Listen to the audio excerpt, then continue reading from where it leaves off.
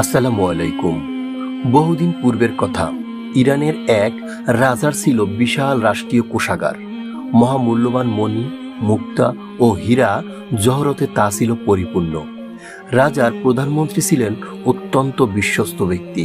মহত্ব, উদারতা, নম্রতা, ভদ্রতা ও আকর্ষণীয় অমায়িক ব্যবহারের কারণে রাজা তার উপর খুবই সন্তুষ্ট ছিলেন। শুধু তাই নয়, এসব গুণাবলীর কারণে তিনি ছিলেন সকলেরই প্রিয় ভাজন ব্যক্তি। প্রধানমন্ত্রী ছিলেন রাজার অন্তরঙ্গ বন্ধু, পথ প্রদর্শক ও পরিচালক ছিলেন তিনি।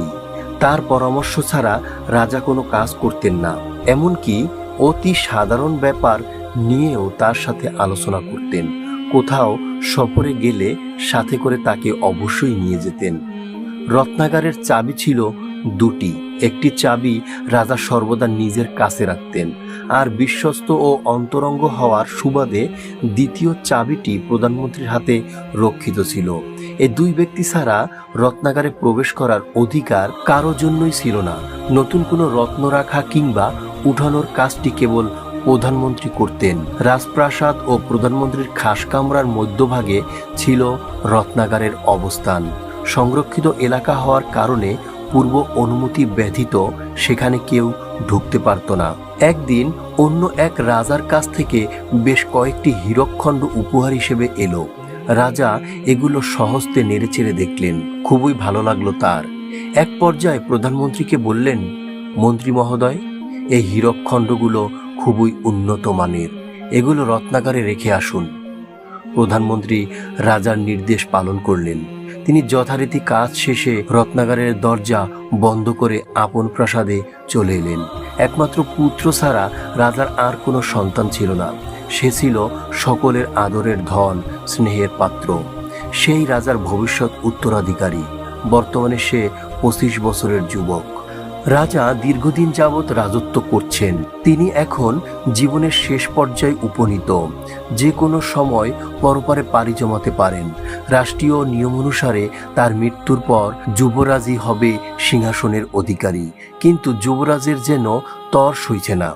কখন সে রাজা হয়ে প্রচণ্ড প্রতাপে রাজ্য পরিচালনা করবে, সেই চিন্তায় সর্বদা সে বিভোর থাকে। যত দিন যায় ততই তার অস্থিরতা বাড়তে থাকে। মনে মনে পিতার মৃত্যু কামনা করে, কারণ সিংহাসনে আরোহণের জন্য পিতাই একমাত্র বাধা। এভাবে চলে গেল আরো কয়েক বছর। যুবরাজ এখন চরম অস্থিরতায় ভুগছে। কিছুই ভালো লাগছে না তার। স্বাভাবিকভাবে পিতার ইন্তেকাল হচ্ছে না বিদায় সে তাকে পথ থেকে সরানোর বিকল্প উপায় খুঁজতে থাকে। অনেক চিন্তাভাবনা করার পর শেষ পর্যন্ত জন্মদাতা পিতাকে কৌশলে হত্যা করার নির্মম সিদ্ধান্ত গ্রহণ করে। রাজা ছিলেন বিচক্ষণ ব্যক্তি। কয়দিন যাবৎ যুবরাজের চালচলন বড় ভালো ঠেকছিল না তার কাছে। তিনি সবকিছুই বুঝতে পারলেন। যুবরাজের সন্দেহজনক আচরণ দেখে তিনি ভীষণ চিন্তায় পড়ে গেলেন। উদ্বেগ, উৎকণ্ঠা চতুর্দিক থেকে তাকে ঘিরে ধরল। অশান্তির অনল তার অন্তরে দাউ দাউ করে জ্বলতে লাগলো। মাঝে মাঝে ভাবেন, ছেলেকে আমি কত আদর যত্ন করে বড় করছি, কতই না ভালোবাসি তাকে আমি, অথচ আজ আমিই তার পথের কাঁটা হলাম, আমিই তার চক্ষুশূলে পরিণত হলাম। আমাকে হত্যার জন্য সে ফোন দিয়ে আসছে, বিভিন্ন কৌশল অবলম্বন করছে। হায় আফসোস, এমন অকৃতজ্ঞ সন্তান না হওয়াই ভালো ছিল। এসব কথা ভাবতে ভাবতে রাজার অন্তঃকরণ দুঃখ ভারাক্রান্ত হয়ে ওঠে। হৃদয়ের গভীর থেকে বেরিয়ে আসে একটি দীর্ঘ নিঃশ্বাস। তিনি আবারও ভাবতে থাকেন, আমার মৃত্যুর পর সব কিছুরই মালিক হবে পুত্র। তার তো দ্বিতীয় কোনো প্রতিদ্বন্দ্বীও নেই, তাকে কোনো নির্বাচনেও অংশ নিতে হবে না। সুতরাং জয় পরাজয়ের আশঙ্কাও এখানে অবান্তর। তবুও কেন পুত্রের এই অস্থিরতা? তবুও কেন তার এত ব্যাকুলতা? রাজ্য লাভের লোভে প্রাণপ্রিয় ছেলে পিতহত্যা করার ষড়যন্ত্র করবে? এ কেমন আশ্চর্য কথা! অথচ কয়েকদিন পর এমনিতেই সবকিছুর অধিকারী হবে সে। মহাসমারোহে আহরণ করবে রাজ সিংহাসনে। এখন বিকেল 4টা। রাজা যতই এসব কথা চিন্তা করছিলেন ততই তার পেরেশানি বাড়ছিল। কোনো কিছুতেই তিনি শান্তি পাচ্ছিলেন না। অস্থিরতার কালো মেঘে ছেয়ে গেছে তার হৃদয় আকাশ। আপন মনের এলোমেলো অগুছলো অনেক অব্যক্ত জিজ্ঞাসার জবাব টেনে দুশ্চিন্তার অথৈ সাগরে বারবার ডুবে যাচ্ছেন তিনি। অগ্নি পরীক্ষার সম্মুখীন রাজা এখন সম্পূর্ণ নির্বাক, নিস্তব্ধ, কিংকর্তব্য বিমূঢ়। কোনো কিছুই ভেবে শেষ করতে পারছেন না, আয়ত্ত করতে পারছেন না ভিতরের ব্যক্তিটাকে। মনের অজান্তেই হারিয়ে ফেলছেন চিন্তা ভাবনা, বারবার ব্যর্থ হচ্ছেন ছেলের ব্যাপারে সিদ্ধান্ত স্থির করতে।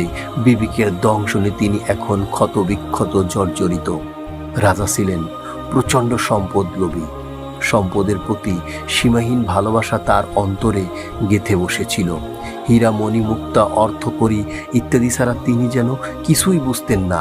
রাষ্ট্রীয় কোষাগারকে যতই মহামূল্যবান বিভিন্ন অর্থ সম্পদে সমৃদ্ধ করতে পারতেন, তার খুশির মাত্রা ততই বৃদ্ধি পেত। অত্যধিক পরিমাণে সম্পদ অর্জনের এক প্রবল মোহ সর্বদাই তাকে ঘিরে রাখত, যার ফলে একমাত্র পুত্রটিকে পর্যন্ত যোগ্য উত্তরসূরি হিসেবে গড়ে তুলতে পারেননি তাকে সৎ, আদর্শ ও চরিত্রবান সন্তান হিসেবে গড়ে তুলতে। এ মুহূর্তে রাজা এখন সম্পূর্ণ অন্যরকম। উদাস হৃদয় থেকে বারবার বেরিয়ে আসছে দীর্ঘ নিঃশ্বাস। শোয়া বসা কোনো অবস্থায় ভালো লাগছে না তার। এমতো অবস্থায় হঠাৎ মনে হলো রত্নাগারে ঢুকে হীরামুক্তার সৌন্দর্য অবলোকন করলে হয়তো তার দুঃখের ভার কিছুটা লাঘব হবে, এই অশান্ত মন কিছুটা শান্ত হবে। তিনি রত্নাগারের গোপন কামরায় প্রবেশ করলেন। কারুকার্য খচিত মনোমুগ্ধকর বিভিন্ন মণিমুক্তা দেখতে দেখতে কোষাগারের অনেক ভিতরে চলে গেলেন। এতে তার মনের অশান্তিটা সাময়িকের জন্য হালকা হলো বটে, কিন্তু আজকের এই আকস্মিক পদক্ষেপই যেন তার জন্য মৃত্যুর ফাঁদ হয়ে দেখা দেবে। কে জানতো মণিমুক্তা, হীরা, জহরত আর ধন সম্পদের প্রতি অপরিসীম ভালোবাসাই তাকে নির্মম মৃত্যুর হাতে তুলে দেবে। এদিকে প্রধানমন্ত্রী কোনো এক বিশেষ প্রয়োজনে কোষাগারের সামনে দিয়ে কোথাও যাচ্ছিলেন। হঠাৎ কোষাগারের দরজা খোলা দেখতে পেয়ে ভারী আশ্চর্য হলেন। ভাবলেন, হায়, কি আত্মঘাতী ভুল করছিলাম আমি। উপহার হিসেবে প্রাপ্ত হীরকখণ্ডটি কয়েক ঘন্টা পূর্বে কোষাগারে রেখে দরজা তালাবদ্ধ না করেই চলে এসেছিলাম। যাক, ভাগ্য ভালো। যদি রাজা তা দেখে ফেলতেন তাহলে আর রক্ষে ছিল না, মৃত্যুদণ্ডই হতো আমার একমাত্র শাস্তি। এসব ভাবতে ভাবতে প্রধানমন্ত্রী দরজা তালাবদ্ধ করলেন। ভালো করে লাগলো কিনা তা আবার পরীক্ষা করলেন। তারপর এবারের যাত্রায় কপাল জোরে বেঁচে গিয়েছেন বলে আল্লাহর শুকরিয়া আদায় করতে করতে আপন কাজে চলে গেলেন। শুধু তাই নয়, এত বড় বিপদ থেকে বেঁচে গেলেন বলে বেশ কিছু অর্থ গরিব মিসকিনকে দান করারও মানত করলেন। ইতিমধ্যে রাজার কোষাগার দেখা শেষ হয়েছে, এবার ফিরার পালা। তিনি এক পা দুপা করে ধীর পদে সদর গেটের দিকে এগোতে লাগলেন। এক পর্যায়ে সদর ফটকে এসে তার চোখ ছানাপড়া হয়ে গেল। বিস্ময়ে হতবাক হয়ে গেলেন তিনি।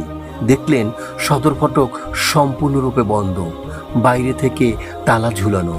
তার হাতে চাবি আছে, কিন্তু ভিতর থেকে খোলার মতো কোনো সুবিধা নেই। এই অপ্রত্যাশিত অবস্থা প্রত্যক্ষ করে তার হৃদয় মন এক অজানা শঙ্কায় কাঁপতে শুরু করলো।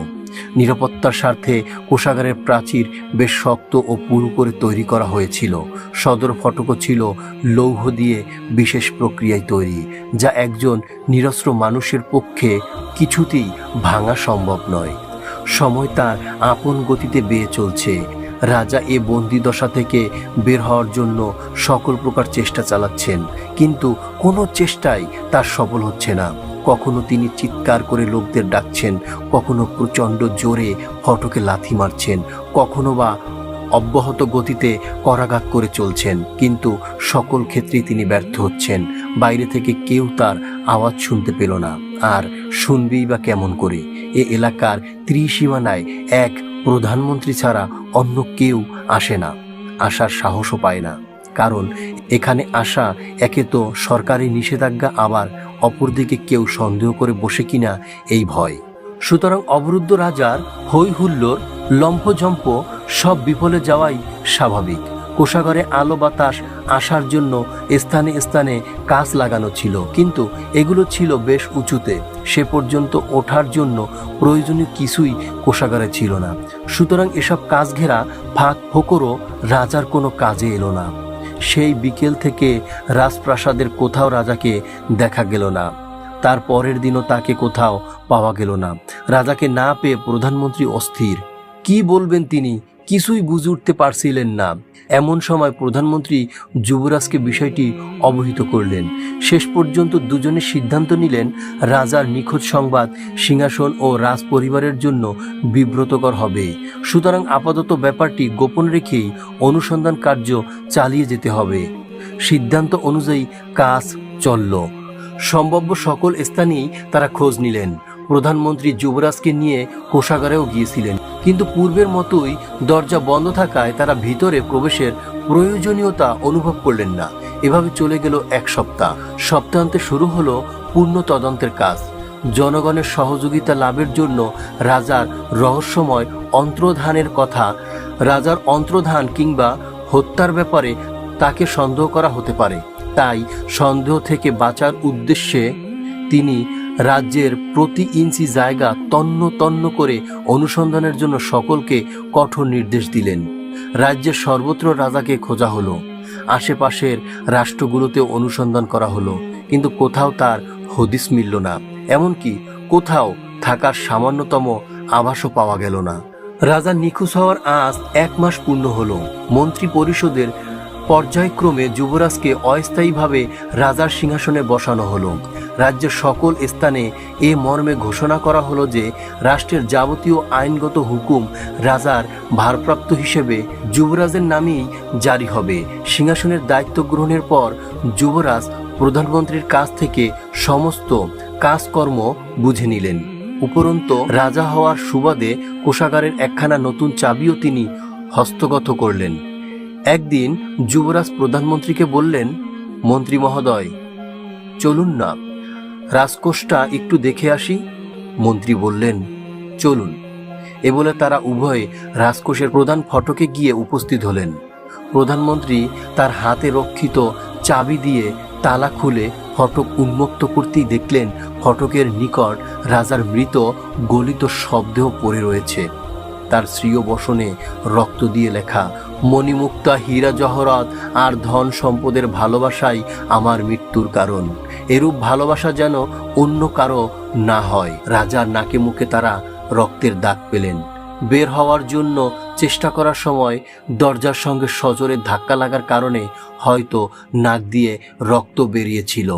আর পৃথিবীর তাবৎ মানুষকে সতর্ক করার জন্য সেই রক্ত দিয়েই তিনি উপরোক্ত কথাগুলো লিখে গেছেন।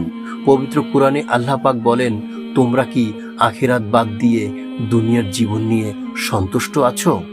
মনে রেখো, আখিরাতের তুলনায় দুনিয়ার জীবন নিহাতই তুচ্ছ। সূরা তাওবা আয়াত 38। আল্লাহ পাক আমাদের সকলকে ধন সম্পদ ও দুনিয়ার মোহ থেকে মুক্ত করে আখিরাত সুখী হওয়ার তৌফিক দান করুন। আমিন।